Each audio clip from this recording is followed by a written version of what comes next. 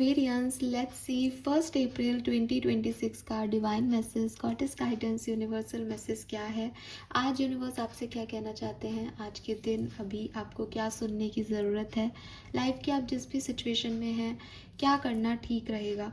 So let's see क्या message हमें मिलते हैं 1 अप्रैल 2026 के लिए, sun moon Venus rising Aquarians के लिए। All right, please universe, please divine power, please spirit guides, please give me the great messages which I may handle. Thank you so much. 1 April 2026 overall energy for Aquarians. तो सबसे पहले देखते हैं आपकी overall energy क्या रहेगी आज के दिन।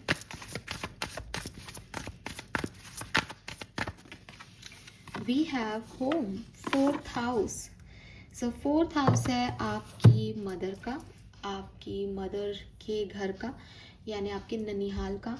तो मे बी आप में से काफ़ी लोग अपने ननिहाल वालों से मिले, या आपके ननिहाल वाले आज आपके घर आए, या आपकी मदर से आपके रिलेशनशिप अच्छे या बुरे किसी भी लेवल पे जाएं, और एक फैमिली एटमॉस्फेयर रहेगा, पारिवारिक माहौल रहेगा। किसी के घर में शादी भी हो सकती है, तो मे बी ननिहाल में किसी की शादी है जहाँ आपको जाना है, जहाँ का आपके पास शादी का कार्ड आए आज के दिन। तो यस, मदर की हेल्थ की भी काफ़ी लोगों को चिंता रहेगी, तो आपकी मदर की हेल्थ का भी ध्यान रखें। एंड आप में से काफ़ी लोग अपना, क्योंकि यहाँ पे होम ही लिख रहा है, तो अपने घर में कंस्ट्रक्शन के बारे में सोचें, या घर में कोई लीकेज है, घर में कोई नया फर्नीचर लेना है, घर की मरम्मत या नया घर, इस तरीके की कोई सोच भी हो सकती है। आपका फोकस जो एरिया है आज के दिन वो है आपका मैटरनल फैमिली, आपकी मदर और आपका घर। ठीक है, पारिवारिक माहौल मुझे आज के दिन दिखाई देता है एक्वेरियस आपके लिए। इन्हीं डायरेक्शंस में आप सोच रहे हो और इन्हीं डायरेक्शन में आप एक्शन भी लोगे। आप में से काफ़ी लोगों की खुद की भी शादी तय हो सकती है, या प्रपोजल आपके पास आ सकता है।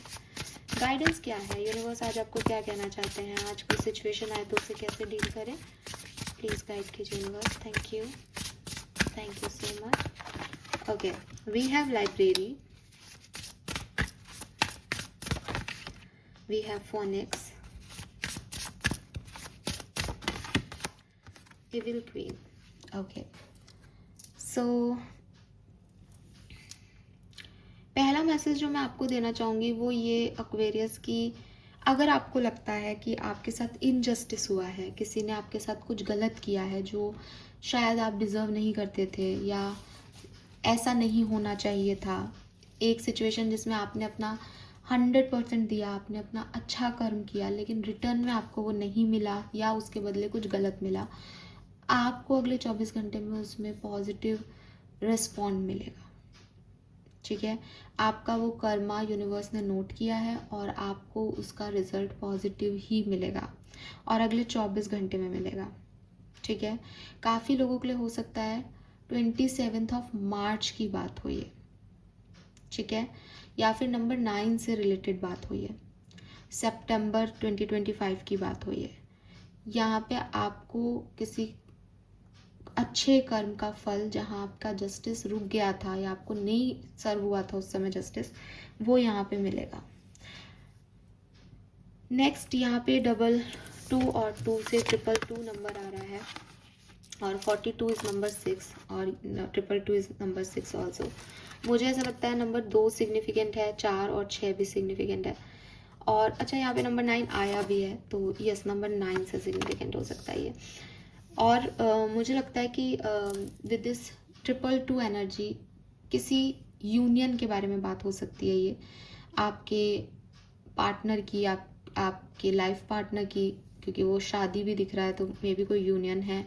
मे बी अगर आपकी किसी फैमिली मेम्बर से नहीं बन रही थी, तो ये उस रिगार्ड में भी हो सकता है कि आपको उनसे जाके बात करनी चाहिए, सुलझाने चाहिए मिसकम्युनिकेशंस को, मिसअंडरस्टैंडिंग्स को, या फिर हो सकता है वो लोग आज आपकी तरफ आएँ, तो आपको कहा जा रहा है दैट आप अच्छे से जो है सिचुएशन को डील करें, पॉजिटिव वाइब्रेशन दें, ऐसा कोई भी कर्म नहीं करें जिसके जब कॉन्सिक्वेंसेस आए तो आपको अच्छे नहीं लगे। यू नो, आप अच्छा कर्म करोगे तो अच्छा ही होगा, ये चीज़ याद रखें। अब यहाँ पे जो गाइडेंस है आपके लिए, पहला गाइडेंस जो है वो है take control of your own narratives. ऐसा तो नहीं है एक्वेरियस कि आप किसी और के बारे में किसी और से सुन रहे हैं और फिर उनको जज कर रहे हैं और उन पे फिर कोई एक्शन ले रहे हैं। फॉर एग्जाम्पल कि आपने किसी भी इंसान से सुना कि एक्स व्यक्ति तो खराब है, एक्स व्यक्ति ऐसा है, एक्स व्यक्ति वैसा है, एक्स व्यक्ति ने ये किया है, वो किया है। आपका एक्स व्यक्ति के साथ कोई प्रॉब्लम नहीं है, आपके साथ उस व्यक्ति ने कुछ बुरा नहीं किया, लेकिन आपने किसी से सुना और आपने एक्स व्यक्ति को जाके सुना दिया कि तुम तो ऐसे हो, तुम ये हो, तुम वो हो, मुझे तुमसे कोई कांटेक्ट नहीं रखना है। एंड एक्स व्यक्ति आपसे ये कहता ही रह जाए कि अरे मेरी भी तो सुनो या मेरी भी तो सिचुएशन समझो, ऐसा हुआ ही नहीं जैसा तुम्हें पता है, लेकिन आपने तो अपना सुना दिया। ऐसा आप क्यों कर रहे हो? क्योंकि आपका थॉट प्रोसेस आपका नहीं है, आपकी सोच आपकी नहीं है, आप कुछ लोगों के हिसाब से चल रहे हो। आप अपनी लाइफ में भी वो कर रहे हो जो लोग आपसे करवा रहे हैं, जो वो कर रहे हैं, एक्शन ले रहे हैं, आप उनके रिएक्शन में ही अपनी ज़िंदगी जी रहे हो सकता है कि किसी एक्स के बारे में आपको कुछ नहीं कहा जाए या किसी एक्स व्यक्ति के बारे में आपको कुछ नहीं कहा गया, लेकिन एक व्यक्ति है जो रूड हो रहा है तो आपका मूड खराब हो रहा है, फिर आप 10 जनों से रूड हो रहे हो। एक व्यक्ति है जो आपसे हंस के बात कर रहा है, आपका मूड अपलिफ्ट हो रहा है, आप फिर 10 जनों से अच्छे से बात कर रहे हो। यूनिवर्स आपको कह रहा है कि क्या तुम्हें मैंने इसलिए पैदा किया है कि तुम दूसरों की कठपुतली बन के इस दुनिया में घूमो? तुम्हारी खुद की कोई सोच नहीं है, तुम्हारी खुद की कोई समझ नहीं है, तुम्हारा खुद का कोई इच्छा नहीं है, डिज़ायर नहीं है। तुम एक दूसरे व्यक्ति के रिएक्शन और एक्शंस पे चल रही हो या चल रहे हो। Don't do this. ये सबसे गलत चीज़ है अपने साथ। थोड़े टाइम में आप देखोगे कि वो व्यक्ति आपसे सारी चीज़ें गलत करवा देगा और आपको छोड़ के चला जाएगा और आप एक रिग्रेट में होंगे कि मैंने इतना कुछ कर दिया लोगों के साथ कि मैं कैसे अब ठीक करूँ इन चीज़ों को। और आप बस यही कह रहे होंगे मैंने नहीं किया, ये तो उस समय ऐसा हुआ था। अरे तो आपने उनकी वजह से क्यों किया? आप भी पढ़े लिखे होंगे, आप YouTube चला रहे हैं, आप मुझे सुन रहे हैं, यहाँ पे आपको सब आता है, तो फिर दुनिया को आपने इतना कंट्रोल कैसे दे रखा है कि वो आपको कंट्रोल कर पा रहे हैं? अगर आप प्यार में भी इस चीज़ को मानते हो कि मैम वो नाराज़ है तो मेरा मूड ख़राब हो जाता है, जैसा आप लिखते हैं, तो अगर किसी व्यक्ति की एनर्जीज आपको ख़राब बना रही है, आपको कहते हैं ना कि अगर आप प्यार में हो और वो प्यार आपको पेशेंस नहीं सिखा रहा, वो प्यार आपको कोई ग्रोथ नहीं दे रहा, वो प्यार आपको पॉजिटिव नहीं बना रहा, वो प्यार आपको दयावान नहीं बना रहा, तो वो प्यार प्यार नहीं है। अगर आप किसी ऐसे व्यक्ति से बात कर रहे हो या प्यार करने का दावा कर रहे हो जो आपको चालाकियाँ सिखा रहा है, जो आपको झूठ बोलना सिखा रहा है घर में, जो आपको मैनिपुलेशन सिखा रहा है, जो आपको गलत काम करना सिखा रहा है और आपको उसमें इन्वॉल्व किए जा रहा है, सॉरी बट वो आपसे प्यार नहीं करता। एक अच्छी गर्लफ्रेंड, अच्छा बॉयफ्रेंड हमेशा आपको रोकेगा कुछ भी गलत करने से, बिकॉज वो नहीं चाहता होगा कि आपके साथ कुछ बुरा हो। जब हमें पेड़ में फूल अच्छा लगता है, ये बहुत पुरानी चीज़ है और आप कहोगे अरे हैं ये सब हमने सुन रखा है, लेकिन ये सच है। अगर आप किसी पेड़ से प्यार करने लगते हैं, उसको सींचने लगते हैं, तो उसमें खिले हुए फूल आपको पेड़ में ही खुशी देंगे, आप उन्हें तोड़ के खुशी महसूस नहीं करोगे। और जो आपको तोड़ के अपनी स्वार्थ के लिए आपका आपका यूज़ करके आपको और प्यार का दावा कर रहा है कि नहीं प्यार है तो ये तो होगा ही, नहीं भाई, ये प्यार नहीं है। तो अगर कोई व्यक्ति आपको ऐसे चला रहा है, ऐसे मैनिपुलेट कर रहा है, उस व्यक्ति से ज़्यादा गलत आप हो एक्वेरियस, क्योंकि चाबी अपनी देने वाले आप हो कि हाँ तू मेरे को कैसे भी डील कर, मैं तेरे हिसाब से चलूँगा या चलूँगी। Don't do this.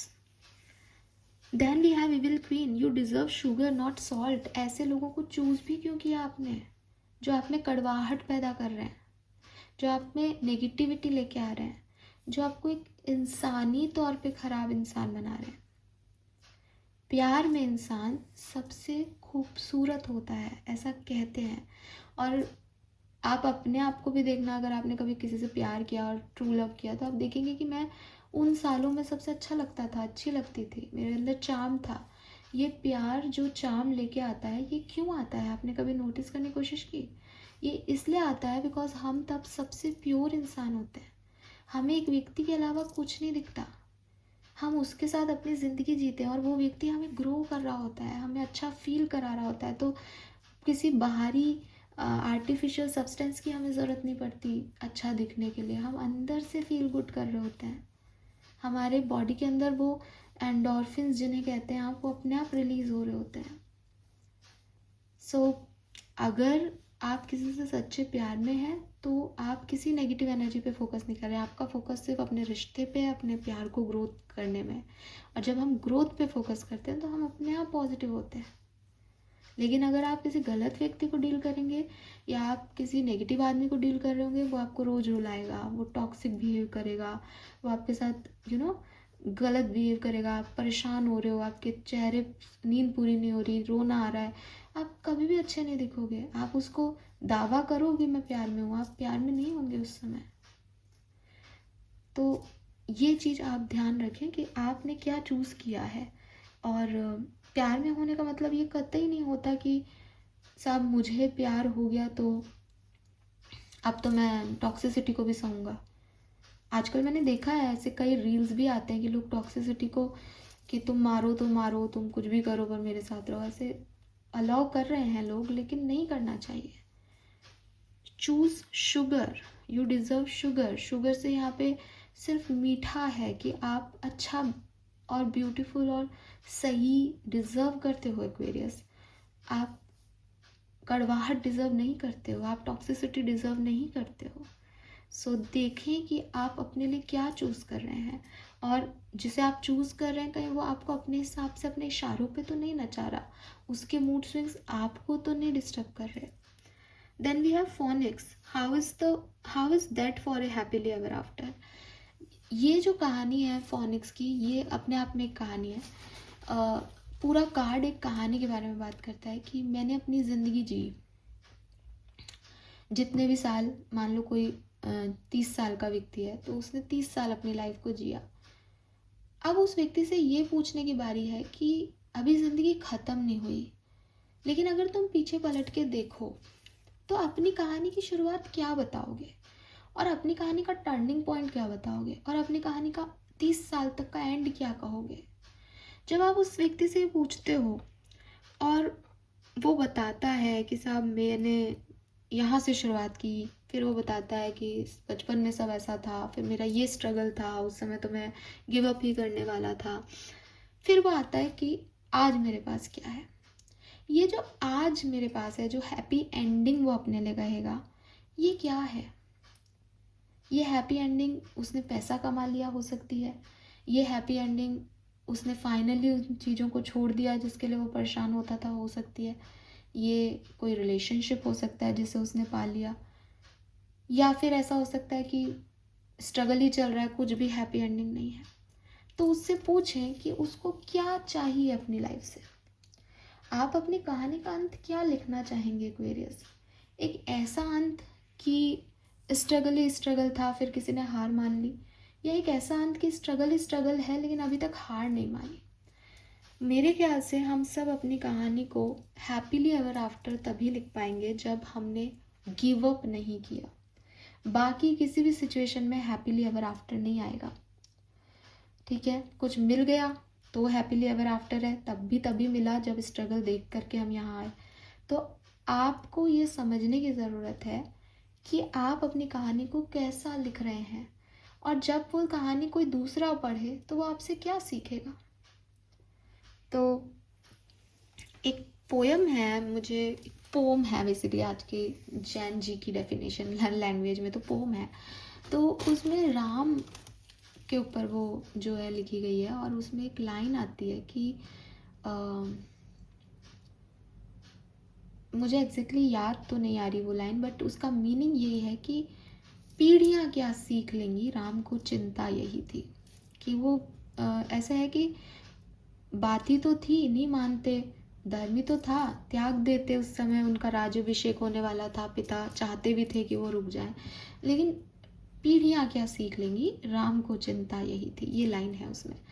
तो वही चीज़ है कि जब आज हम राम कथा पढ़ते हैं तो राम एक महान राजा की श्रेणी में रखे जाते हैं।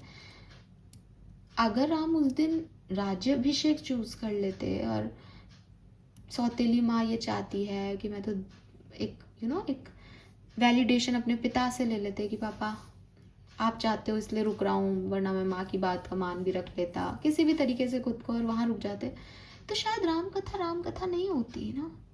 फिर शायद हमें लक्ष्मण की इंटेंशंस नहीं पता चलती, हमें नहीं पता चलते कि 4 भाई चारों ही सर्वगुण संपन्न थे, हमें नहीं पता चलता कि सीता भी ऐसा कर सकती थी। सबके त्याग हमें दिखाई नहीं देते। हम एक अयोध्या देखते जहाँ राम ने राज्य किया, साहब बहुत बढ़िया, एक छोटा सा एपिसोड पढ़ लेते कि साहब एक बार माँ ने ये भी मांगा था पर राम ने पिता को चुना, या शायद वो कहानी इतनी इम्पोर्टेंट होती भी नहीं। आपके स्ट्रगल्स और उनसे आपकी विजय, आपकी इंस्पिरेशनल स्टोरी लिखने के लिए बहुत ज़रूरी है एक्वेरियस। इसलिए कभी भी अपने स्ट्रगल से, अपनी परेशानियों से, चिंताओं से, मेरी कहानी में ऐसा क्यों है, मेरी ज़िंदगी में ये प्रॉब्लम्स क्यों हैं, ऐसी बात मत करो। एक्सेप्ट करो चैलेंज की तरह और महसूस करो कि शायद मैं एक बहुत इंस्पिरेशनल स्टोरी लिख रहा हूँ। शायद कभी मेरे नाती नातिन या बच्चे पोता पोती मेरे बारे में ऑटोबायोग्राफी लिखें तो वो मुझसे कुछ सीखेंगे। मेरा हर कर्म ऐसा हो कि वो मुझसे कुछ सीख सके। ये चीज़ लेके आप चलोगे अपनी लाइफ में तो आपके लिए अच्छा होगा। ओके, जस्टिस आपको डेफिनेटली सर्व होगा, लेकिन आपको भी अपनी कहानी ऐसी लिखनी पड़ेगी जो पढ़ने का मन करे, जो इंस्पायर करे लोगों को। नंबर्स की बात करूँ तो मैंने कहा नंबर 6 है। यहाँ पे मटेरियलिस्टिक ग्रोथ है। आप खुद की पर्सनालिटी पे भी बहुत ध्यान दोगे, स्किन केयर रूटीन पे, मटेरियलिस्टिक चीज़ों पे, अच्छा पहनना, नए कपड़े, नया हैंड बैग, पर्स, मेल है तो जेल वेल, इन सब चीज़ों पे आपका बहुत ध्यान जाएगा। एंड घर को सजाना, घर सुंदर दिखे, घर में सारी चीज़ें हों, इस चीज़ पे भी ध्यान जाएगा। And colour of the day is orange. Orange colour यहाँ पे बहुत सिग्निफिकेंट है। आप देखोगे तीनों कार्ड में कहीं ना कहीं एक ऑरेंज वाइब्स है, तो ऑरेंज शेड यहाँ पे बहुत सिग्निफिकेंट है। अगर आपके पास कुछ ऑरेंज है तो डेफिनेटली पहनना आज के दिन, नहीं है तो हैंकी रख सकते हो। ऑरेंज कलर का तो मेरे पास कोई क्रिस्टल भी नहीं है। वैसे सिट्रीन हल्का ऑरेंज होता है, इसमें दिखेगा आपको हल्का हल्का सा, लेकिन पूरा नहीं होता, सो कह नहीं सकते। ये है आपकी रीडिंग, ठीक है। 6 number, 9 number, 2 number significant number आ गए। थैंक यू सो मच मुझे सुनने के लिए। चैनल को लाइक और सब्सक्राइब कीजिएगा। ओह सॉरी, स्पिरिट मैसेज नहीं देखा मैंने आपके लिए। इतने दिनों बाद रीडिंग कर रही हूँ, कार्ड मेरे सामने है फिर भी मुझे समझ नहीं आ रहा कि मुझे आप क्या देखना है। Oh god, spirit message for Aquarius 1 April 2026। 1 April 2026। Count all of your blessings. अरे वाह, even the small one. Show gratitude and appreciation for all that you have in your life and all that has yet to come into it. Your best days are still ahead of you. Is not that a wonderful thought? So भाई मैंने आपको ये बात पहले ही बता दी, अगर मैं भूल भी जाती तो आप कुछ मिस नहीं करते, क्योंकि वो कहीं ना कहीं से मैसेज आ ही जाते हैं। अगेन सेम मैसेज है, यूनिवर्स आपको यही कह रहे हैं कि ज़िंदगी ने तुम्हें बहुत कुछ दिया है यार, उसका ग्रेटिट्यूड बनाओ, अप्रिशिएट करो। हो सकता है तुमने लाइफ को चैलेंजिंग वे में जिया हो, ऑब्स्टिकल्स भी आए होंगे, बट अच्छे दिन और आने वाले हैं। अभी लाइफ चेंज होती रहती है, सिचुएशंस बदलती रहती है। क्या ये एक अच्छा थॉट नहीं है एक्वेरियस? सो ग्रेटिट्यूड शो करें अपनी ज़िंदगी के लिए, पॉजिटिविटी के लिए, और चैलेंजेस को ये माने कि भाई मैं तो बहुत ही चूज़न वन हूँ, कितनी मतलब इतनी खास स्टोरी अपने पीढ़ियों को देके जाने वाला हूँ या देके जाने वाली हूँ। Yes, this is all for you Aquarius. Thank you so much मुझे सुनने के लिए। चैनल को लाइक और सब्सक्राइब कीजिएगा। Bye bye.